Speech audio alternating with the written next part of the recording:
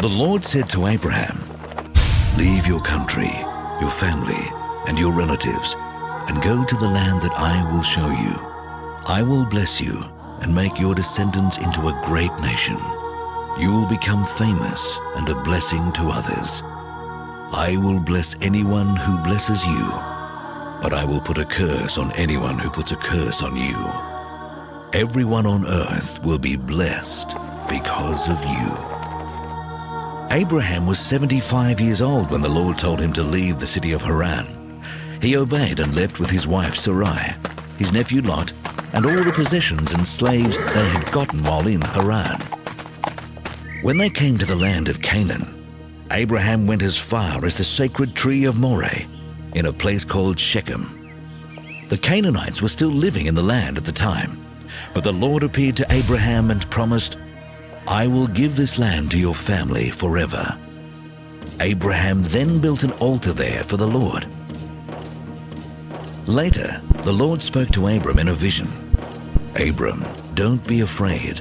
I will protect you and reward you greatly." But Abram answered, "Lord, all-powerful, you have given me everything I could ask for, except children. And when I die, Eliezer of Damascus will get all I own.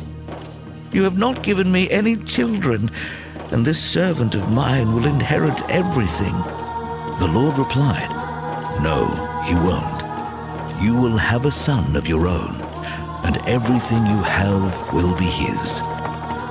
Then the Lord took Abram outside and said, "Look at the sky and see if you can count the stars. That's how many descendants you will have." Abram believed the Lord, and the Lord was pleased with him. The Lord makes another promise to Abram. The Lord said to Abram, "I brought you here from Ur in Chaldea, and I gave you this land." Abram asked, "Lord God, how can I know the land will be mine?" Then the Lord told him, "Bring me a 3-year-old cow, a 3-year-old female goat, a 3-year-old ram, a dove, and a young pigeon." Abram obeyed the Lord. Then he cut the animals in half and laid the 2 halves of each animal opposite each other on the ground. But he did not cut the doves and pigeons in half. And when birds came down to eat the animals, Abram chased them away. As the sun was setting, Abram fell into a deep sleep, and everything became dark and frightening. Then the Lord said, "Abram, you will live to an old age and die in peace. But I solemnly promise that your descendants will live as foreigners in a land that doesn't belong to them. They will be forced into slavery and abused for 400 years. But I will terribly punish the nation that enslaves them, and they will leave with many possessions. 4 generations later, your descendants will return here and take this land, because only then will the people who live here be so sinful that they deserve to be punished." Sometime after sunset, when it was very dark, a smoking cooking pot and a flaming fire went between the 2 halves of each animal. At that time, the Lord made an agreement with Abram and told him, "I will give your descendants the land east of the Shihor River, on the border of Egypt, as far as the Euphrates River."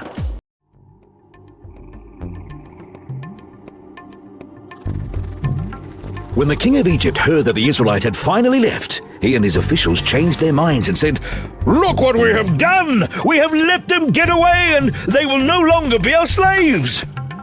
The king got his war chariot and army ready. He commanded his officers in charge of his 600 best chariots and all his other chariots to start after the Israelites.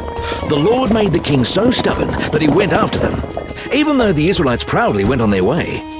But the king's horses and chariots and soldiers caught up with them while they were camping by the Red Sea, near Pi-hahiroth and Baal-zephon. When the Israelites saw the king coming with his army, they were frightened and begged the Lord for help.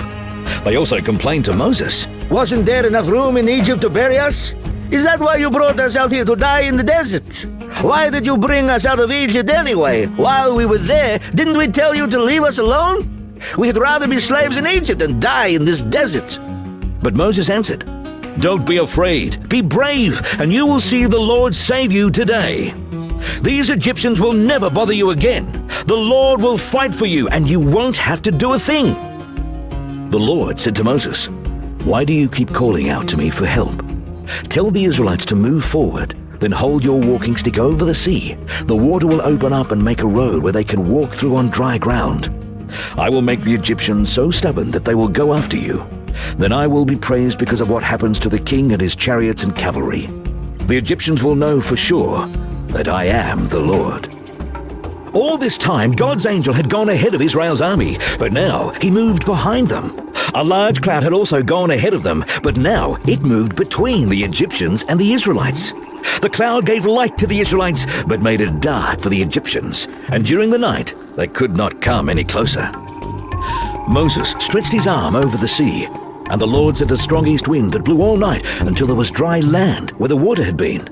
The sea opened up, and the Israelites walked through on dry land with a wall of water on each side.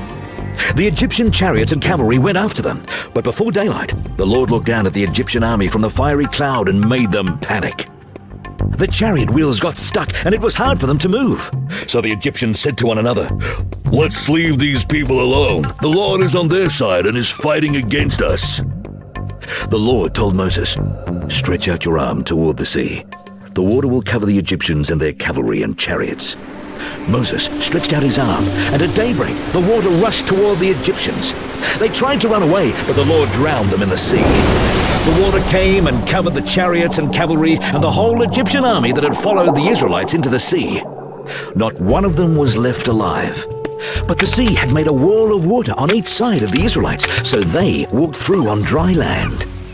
On that day, when the Israelites saw the bodies of the Egyptians washed up on the shore, they knew that the Lord had saved them. Because of the mighty power he had used against the Egyptians, the Israelites worshipped him and trusted him and his servant Moses.